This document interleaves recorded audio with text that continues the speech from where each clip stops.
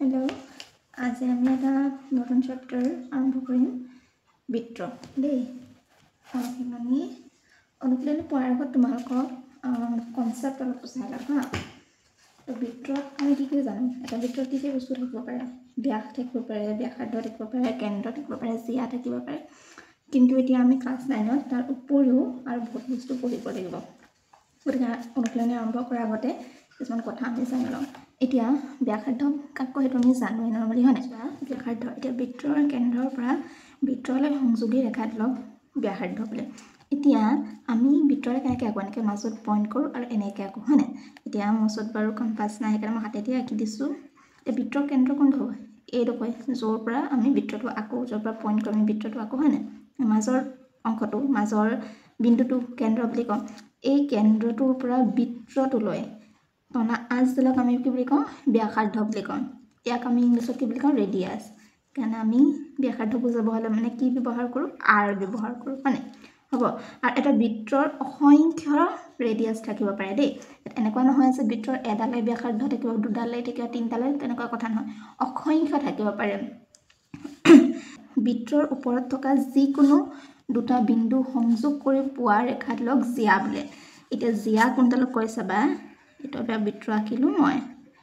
বৃত্তৰ ওপৰত যিকোনো দুটা বিন্দু ল'লোঁ, এইডোখৰত এটা ল'লোঁ ছাপ'জ, আৰু এইডোখৰত এটা বিন্দু ল'লোঁ।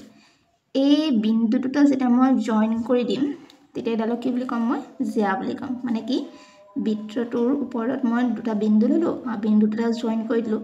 এই জইন কৰা ৰেখাডালক কি হ'ব? জিয়া হ'ব। এইডালক কি বুলি ক'ম? আমি জিয়া বুলি ক'ম। হ'ব। এটা কেন্দ্ৰ, যাৰ সহায়ত আমি বৃত্তটো আঁকো। জানো আমি কেন্দ্ৰ, যাৰ সহায়ত আমি পইণ্ট কৰোঁ, পইণ্ট কৰি পিনে বৃত্তটো আঁকো, হয় নাই? সেই পইণ্টটো মানে এইডোখৰত পইণ্ট কৰোঁ কম্পাছে, তাৰপৰা এনেকৈ নুঘূৰাও জানো? গতিকে এই পইণ্টটোক কি বুলি ক'ব? কেন্দ্ৰ বুলি ক'ব। মানে যাৰ সহায়ত আমি বৃত্তটো আঁকো। হ'ব। এতিয়া ব্যাস। চোৱা, বৃত্তৰ ওপৰত থকা বিন্দুৱে বৃত্তৰ কেন্দ্ৰৰ মাজেৰে গ'লে তাক ব্যাস বোলে। এইটো এটা বৃত্ত আঁকিলোঁ, বৃত্তটোৰ ওপৰত যিকোনো দুটা মই বিন্দু ল'লোঁ, আৰু এইটো হৈছে বৃত্তটোৰ কেন্দ্ৰবিন্দু, যাৰ সহায়ত আমি বৃত্তটো আঁকো, হয় নাই? এতিয়া এই দুটা কি হয়? বৃত্তটোৰ ওপৰত থকা যিকোনো বিন্দু। এতিয়া এই ৰেখাডাল যেতিয়া মই জইন কৰিম, তেতিয়া এই ৰেখাডালে কেন্দ্ৰটো চুই পিনে গৈছে নাই, বা পাৰ কৰি গৈছে নাই, বা মাজেৰে গৈছে নাই, তেতিয়া তাক কি বুলি ক'ব? ব্যাস বুলি ক'ব। মানে বৃত্তটোৰ ওপৰত যিকোনো দুটা বিন্দু জইন কৰোঁতে যদি সেই ৰেখাডাল এই কেন্দ্ৰবিন্দুৰ মাজেৰে যায়, তেতিয়া সেইডালক কি বুলি ক'ব? ব্যাসাৰ্ধ বুলি ক'ব, ব্যাস বুলি ক'ব। ঠিক আছে। আৰু ব্যাসডাল সদায় ব্যাসাৰ্ধৰ দুগুণ হয়। আৰু ব্যাসক আমি ইংলিছত কি বুলি কওঁ? ডায়ামিটাৰ বুলি কওঁ। এতিয়া মই যদি এইডোখৰ ঢাকি দিওঁ, তেতিয়া এই কেন্দ্ৰবিন্দুৰ পৰা বৃত্তলৈ অঁকা এই ৰেখাডালক আমি ব্যাস বুলি কওঁনে? এইডাল ব্যাস হ'ল এইফালে, আৰু এই পাৰডোখৰ ঢাকি দিলে এইডাল ব্যাস হয়নে নহয়? গতিকে দুডাল ব্যাস পালোঁ নাই? দুডাল ব্যাসাৰ্ধ পালোঁ নাই? দুটা ব্যাসাৰ্ধ মিলি পিনে কি হয়? এটা ব্যাস হয়। ব্যাস মানে কি? ডি বুলি লিখোঁ আমি ইংলিছত, ডায়ামিটাৰ ডি। আৰু ব্যাসটো কাৰ দুগুণ হয়? ব্যাসাৰ্ধক আমি কি লিখোঁ? ইংলিছত আৰ লিখোঁ। কিহৰ দুগুণ? আৰৰ দুগুণ হয়, হয়নে? কেনে? 2r। হ'ব। নেক্সট, উপচাপ বা ধনু। এতিয়া বৃত্তৰ উপচাপটো হৈছে বৃত্তৰ এটা অংশ। উপচাপ কেনেকুৱা থাকে চাবা। এইটো এটা বৃত্ত মই আঁকিলোঁ, কেন্দ্ৰবিন্দু, এইটো আৰু এইটো। এই অংশডোখৰ যদি মই কাটি উলিয়াই দিওঁ, মই এক নাম দিলোঁ ছাপ'জ PQ। এই PQ অংশডোখৰ যদি মই বৃত্তটোৰ পৰা কাটি পিনে উলিয়াই দিওঁ, গোটেই বৃত্তটো আছিলে, এই বৃত্তটোৰ পৰা PQ অংশডোখৰ মই কাটি পিনে, দেখা নাছিলা ন? এইটো বৃত্ত আছিলে, বৃত্তটোৰ এই PQ অংশডোখৰ মই কাটি পিনে উলিয়াই দিলোঁ। এই যে মই কাটি উলিয়াই দিলোঁ, এই অংশডোখৰকে কি বুলি ক'ব? উপচাপ বুলি ক'ব। ঠিক আছে। এই তলৰডোখৰটো এতিয়া উপচাপ হৈ গ'ল, এইডোখৰটো এতিয়া উপচাপ হৈ গ'ল। এই ওপৰ অংশটো কি হ'ব? ওপৰৰ অংশটো ক'ব অধিচাপ। আৰু সদায় অধিচাপত কেন্দ্ৰবিন্দুটো থাকে। মন পাবা যে কেন্দ্ৰবিন্দুটো যোনডোখৰত থাকে সেইটো হৈছে অধিচাপ বুলি। মই নোটটো বনাওঁতে লিখিবলৈ পাহৰি গৈছিলোঁ, সেইকাৰণে অকণ থেপাথেপি হ'ল এইডোখৰ দেই। তাৰপৰা আহিব বৃত্তখণ্ড। এতিয়া বৃত্তখণ্ড কাক বোলে চাবা, জিয়া আৰু চাপৰ মাজৰ অংশক বৃত্তখণ্ড বোলে। এতিয়া বৃত্তখণ্ডটো চাবা, এইটো হ'লে আমাৰ বৃত্তটো। আমি জিয়া মানে কি পঢ়িছিলোঁ, যে বৃত্তৰ ওপৰত থকা যিকোনো দুটা বিন্দু লগাই দিলে আমি সেইডালক জিয়া বুলি কওঁ, হয়নে? সেইটো হৈ গ'ল জিয়া।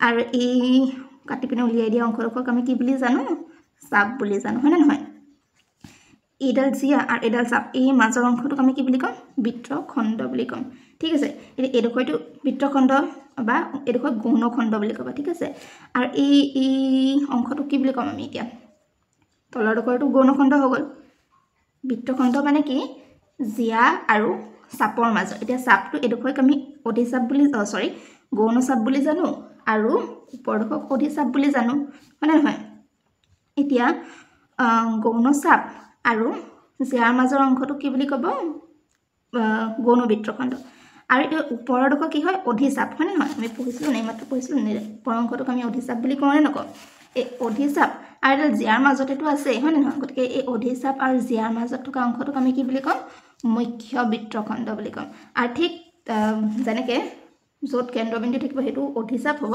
ঠিক তেনেকৈ যোনডোখৰত কেন্দ্ৰবিন্দু থাকিব সেইডোখৰত মুখ্য বৃত্তখণ্ড বুলি ক'ব হ'ব এতিয়া বৃত্তকলা বা গৌণ বৃত্তাংশ কাক কয় দুডাল ব্যাসাৰ্ধ আৰু এডাল চাপৰ মাজৰ অংশক বৃত্তকলা বা গৌণ বৃত্তাংশ বুলি কয় এতিয়া চাবা এইটো হৈ গ'ল বৃত্ত এইটো কেন্দ্ৰবিন্দু আৰু এইডোখৰ চাপ ঠিক আছে এইডোখৰ হৈ গ'ল চাপ মই নাম এটা দি দিছোঁ বাৰু এইডোখৰ চাপ আৰু এইডোখৰ কি হ'ল ইয়াৰ পৰা ইয়ালৈ টানি দিয়াৰ লগে লগে এইটো কি হৈ যাব ব্যাসাৰ্ধ হয়নে ব্যাসাৰ্ধ এইডাল ব্যাসাৰ্ধ হয় নাই দুটা ব্যাসাৰ্ধ পালোঁ নে এয়া দুডাল ব্যাসাৰ্ধ আৰু এডাল চাপ এডাল চাপ এই মাজৰ অংশটো কি বুলি ক'ব গৌণ বৃত্তাংশ বা বৃত্তকলা বুলি ক'ব এতিয়া এইডোখৰ হৈ গ'ল গৌণ বৃত্তাংশ এই বাহিৰৰ ডোখৰ কি হ'ব বাহিৰৰ ডোখৰক আমি ক'ম মুখ্য বৃত্তাংশ বুলি আৰু সেইকেই মুখ্য বৃত্তাংশত সদায় কেন্দ্ৰবিন্দুটো থাকিব তাৰপিছতে এটা বৃত্তৰ কেইখন সমতল থাকিব পাৰে এতিয়া এখন প্লেন কাগজ ইয়াত মই বৃত্তটো আঁকিলোঁ এখন সমতল মানে সমতলখনৰ ওপৰত মই বৃত্তটো আঁকিলোঁ এতিয়া বৃত্তটোৰ ভিতৰত যদি মই এনেকৈ বিন্দু কেইটামান দিওঁ ইয়াক নাম দিলোঁ মই ABCD এইবিলাক কি হ'ব বৃত্তটোৰ ভিতৰৰ অংশত থকা বুজাব আৰু বাহিৰত এনেকৈ ইয়াত যদি মই নাম দিওঁ বিন্দু কেইটামান দিওঁ এইটোৱে কি বুজাব বৃত্তটোৰ বাহিৰত থকা অংশ দুটা হ'ল আৰু এটা এই বৃত্তাকাৰ ৰেখাডালৰ ওপৰত এই অংশখিনি কি বুলি ক'ব বৃত্তৰ ঘূৰণীয়া ৰেখাডাল গতিকে মানে ঘূৰণীয়া ৰেখাডালৰ ওপৰত থকা অংশখিনি গতিকে PVR সাপোজ মই এনেকৈ নাম দিলোঁ R এইটো মই নাম দিলোঁ কিবা এটা নাম দিলে হ'ল আৰু হ'ব গতিকে আমি কেইটা অংশ পালোঁ ভিতৰৰ অংশখিনি বাহিৰৰ অংশখিনি আৰু বৃত্তটোৰ ওপৰত থকা অংশখিনি তিনিটা অংশ পালে নাই গতিকে বৃত্তৰ তোমালোকক কেনেকুৱা MCQ আহিব পাৰে যে বৃত্তৰ কেইটা ভাগত ভগাব পাৰে এটা বৃত্তক এখন সমতলত কেইটা ভাগত ভগাব পাৰি বুলি তিনিটা ভাগত বুলি লিখিবা ভিতৰ ভাগ বহিৰ্ভাগ আৰু বৃত্তৰ ঘূৰণীয়া ৰেখাডাল আৰু এটা বস্তু আছে ৰ'বা সেইটো হ'ল আৰু এটা বস্তু লাষ্ট যে কেন্দ্ৰৰ মাজেৰে যোৱা সৰ্ববৃহৎ জিয়াডালৰ নামেই হৈছে ব্যাস এতিয়া চাবা দেই এইটো বৃত্ত হ'ল এইটো কেন্দ্ৰ বৃত্তৰ ওপৰত টনা বিন্দুবোৰৰ মাজেৰে যোৱা ৰেখাডালে আমি জিয়া বুলি নকওঁ জানো এইডাল জিয়া এতিয়া এই জিয়াডালতকৈ এই জিয়াডাল ডাঙৰ হয় এই জিয়াডালতকৈ এইডাল জিয়া ডাঙৰ হ'ব এতিয়া এই জিয়াডালতকৈ এইটো বিন্দু ধৰিবা দেই এইডাল জিয়া ডাঙৰ হ'বনে মানে কেন্দ্ৰবিন্দুৰ মাজেৰে যোৱা জিয়াডাল সবাতোতকৈ ডাঙৰ হ'ব এইডালতকৈ এইডাল অলপ ডাঙৰ এইডালতকৈ এইডাল অলপ ডাঙৰ এইডালতকৈ এইডাল অলপ ডাঙৰ হ'ল এতিয়া আমি আগতেই পঢ়িছিলোঁ যে জিয়াডাল যেতিয়া কেন্দ্ৰবিন্দুৰ মাজেৰে যায় সেইডালক আমি কি বুলি কওঁ ব্যাস বুলি কওঁ এতিয়া যদি আমাক প্ৰশ্নটো এনেকুৱা ধৰণে আহিব পাৰে যে কেন্দ্ৰৰ মাজেৰে যোৱা সৰ্ববৃহৎ জিয়াডালৰ নাম কি আমি তেতিয়া লিখিব লাগিব যে কেন্দ্ৰৰ মাজেৰে যোৱা সৰ্ববৃহৎ জিয়াডালৰ নামেই হৈছে ব্যাস হ'ব এতিয়া অনুশীলনীলৈ আহোঁ আমি প্ৰথম অনুশীলনীটোক আমাক বেছি একো নাই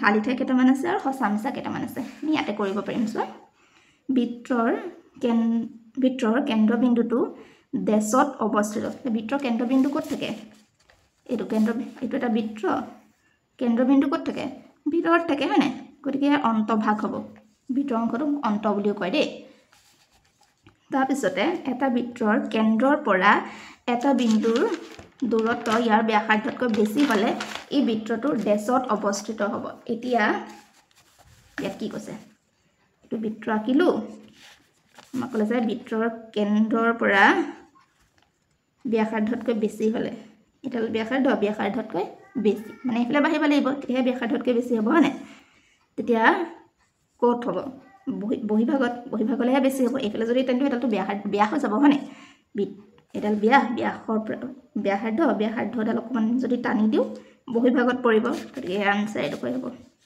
বহিভাগ এটা বৃত্তৰ বৃহত্তম জিয়াডাল বৃত্তটোৰ এইমাত্ৰ পঢ়িলোঁ আমি ব্যাস হয়নে লিখি দিবা যে এটা চাপৰ প্ৰান্তবিন্দু এডাল ব্যাসৰ প্ৰান্তবিন্দু হ'লে চাপটো এটা কি হ'ব এইটো হৈ গ'ল এটা বৃত্ত এইটো হৈ গ'ল ইয়াৰ প্ৰান্তবিন্দু মানে বৃত্তৰ ওপৰত থকা যুগ্মবিন্দু হ'ল এ আৰু এইডাল কি প্ৰান্তবিন্দুডাল ব্যাসৰ প্ৰান্তবিন্দু হ'লে এডাল ব্যাস চাপডাল যদি কেন্দ্ৰবিন্দুৰ মাজেৰে যায় সেইডালেতো ব্যাস নহ'ব জানো গতিকে আৰু চাপটো এডোখৰটো উৎপন্ন হ'ব পাৰে এনেকৈও হ'ব পাৰে এনেকৈও হ'ব পাৰে যিকোনো ধৰণে হ'ব পাৰে হয়নে এতিয়া মই এইডোখৰত ল'লোঁ এইডোখৰত যেতিয়া ল'ম এই প্ৰান্তবিন্দু দুটা যে জইন কৰিলোঁ কেন্দ্ৰবিন্দুৰ মাজেৰে এডাল ব্যাস হ'ল নাই ব্যাসৰ প্ৰান্তবিন্দু আৰু চাপৰ প্ৰান্তবিন্দু মিলিলে সেই অংশটো কি হ'ব এইটো অংশ কি হ'ল অৰ্ধবৃত্ত হ'ল নাই অৰ্ধবৃত্ত অংশ এটা ওলালে নাই ইয়াত লিখিবা অৰ্ধবৃত্ত তাৰপৰা কৈছে এটা বৃত্তখণ্ড বৃত্তটোৰ এটা চাপ আৰু এটা ডেশ মধ্যৱৰ্তী ক্ষেত্ৰ এইটো কি হ'ব এইটো জিয়া হ'ব আমি জানো হয়নে যে আমাৰ কি ক'লে চোৱা এটা বৃত্তখণ্ড বৃত্তটোৰ এটা চাপ আৰু বৃত্তখণ্ড কোনটো আছিলে বৃত্ত এইডাল আমাৰ বৃত্তৰ চাপ আৰু এইডাল আমাৰ জিয়া হয়নে দুটা বিন্দু আৰু অংশটো গ'ল চাপ আঁচডাল টানি দিয়াৰ লগে লগে বিন্দু দুটা যোগ কৰাৰ লগে লগে এডাল হৈ গ'ল জিয়া আৰু বৃত্তচাপৰ মাজৰ অংশটোক আমি বৃত্তখণ্ড বুলি নকওঁ নাই গতিকে বৃত্তখণ্ড হ'বলৈ হ'লে আমাক কি লাগিব এডাল জিয়া লাগিব আৰু চাপ লাগিব চাপটোতো দিয়াই আছে গতিকে এইটোত কি হ'ব জিয়া হ'ব তাৰপৰা কৈছে যে এটা